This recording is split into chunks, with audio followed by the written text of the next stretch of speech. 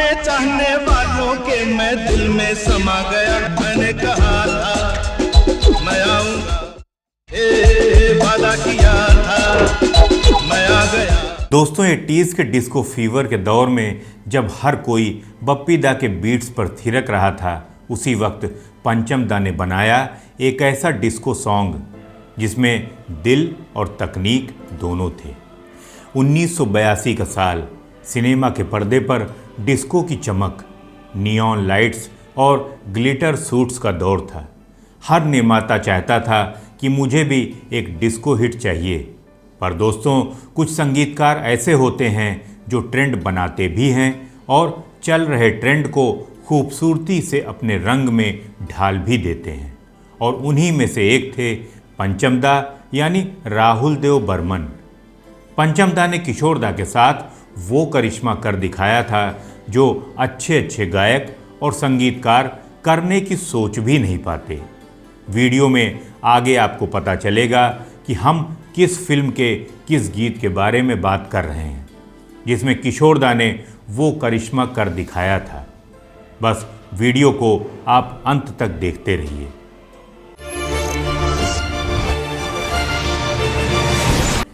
नमस्कार, मैं हूं आपका होस्ट और दोस्त संतोष और आप देख रहे हैं मूवी म्यूजिक मी, जहां हर गाना एक एहसास है और हर एहसास एक कहानी।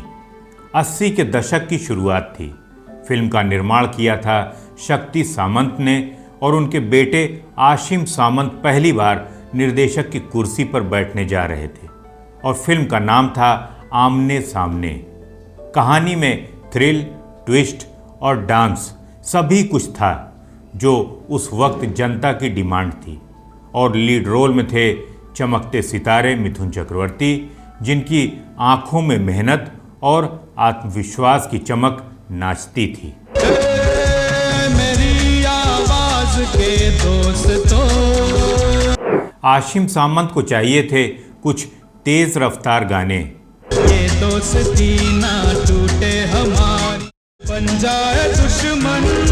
उस वक्त डिस्को का जमाना था, तो स्वाभाविक था कि संगीतकार के रूप में सबसे पहले बप्पी लहरी का नाम आता था। लेकिन उन्होंने एक अलग राह चुनी। उन्होंने कहा कि डिस्को तो हर कोई बना रहा है, लेकिन मुझे ऐसी रूह वाला डिस्को चाहिए जो लोगों के दिलो दिमाग और आत्मा पर छा जाए, जो नाचे भी और महसूस भी हो। और ये सोचकर आशिम सामंत ने बस बुला लिया पंचम दा को। उस फिल्म के गीत लिखने के लिए आए आनंद बख्शी साहब, और उस गाने को गाना था किशोर दा को। रिकॉर्डिंग रूम में वो माहौल था जहां हर स्वर में बिजली दौड़ रही थी। पहला गाना रिकॉर्ड हुआ, सबने तालियां बजाई। मुझको हवाओं ने रोका, अरे काली घटाओं ने रोका। लेकिन जब दूसरे गाने की बारी आई तो वो एक चुनौती वाला गाना था। पंचम दा किशोर दा से बोले, किशोर दा, इस गाने में 2 मिथुन हैं, दोनों गाते हैं, दोनों डांस भी करते हैं, पर दोनों की आत्मा अलग है। किशोर दा तपाक से बोले कि क्या तुम एक ही पैसे में मुझसे दोनों मिथुन के लिए गंवाना चाह रहे हो? अच्छा होगा कि दूसरे मिथुन के लिए अमित को बुला लो। फिल्म में एक गाना तो वो पहले ही गा चुका है, फिर दूसरे गाने के लिए भी वो आ जाएगा। लेकिन पंचम दा के दिमाग में तो कुछ अलग ही खिचड़ी पक रही थी।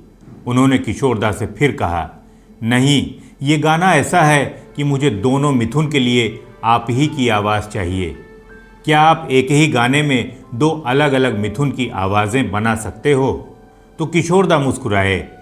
उनकी आंखों में वो शरारत थी जो हर मुश्किल को संगीत में बदल देती थी। उन्होंने कहा कि पंचम, जब तूने ठान ही लिया है कि इस गाने के दोनों पार्ट तू अकेले मुझसे ही गवाएगा, तो ठीक है, एक मैं तू बन जाऊंगा और एक तू मैं बन जाएगा। और फिर शुरू हुआ वो जादू, तू मैं बन गया, मैं तू बन गया। तू मैं बन गया, मैं तू बन गया। दोस्तों, रिकॉर्डिंग रूम में माइक्रोफोन तो एक ही था, पर माइक पर 2 शख्सियतों की आवाज़ें जन्म ले रही थीं। किशोर दा ने एक ही गाने में 2 किरदारों की आत्मा गा दी। कि मैं जानू या तू जाने, कौन कौन है ये कौन जाने। एक आवाज में था जोश और दूसरी में था नटखट मासूमियत। तू मैं बन गया, मैं तू बन गया। अगर आप महसूस करेंगे तो दोनों आवाजों का फर्क आपको बिल्कुल साफ दिखेगा। तू भी हैरान है, मैं भी हैरान, कोई आए आके हमको पहचाने। तकनीक के उस दौर में जहां डबल ट्रैक की व्यवस्था भी नहीं थी, पंचमदा ने सिर्फ दोनों साउंड नहीं मिलाया, उन्होंने दो एहसासों को एक साथ पिरो दिया। दो बदन दो हसीन नौजवान देखो। जब गाना पूरा हुआ तो कमरे में सन्नाटा था। फिर सभी ने खड़े होकर तालियां बजाई। पंचमदा बोले, किशोरदा, आज आपने इतिहास रच दिया। हालांकि बाद में कुछ और गानों में भी किशोरदा ने एक ही गानों में दो हीरो के लिए एक साथ गाया है।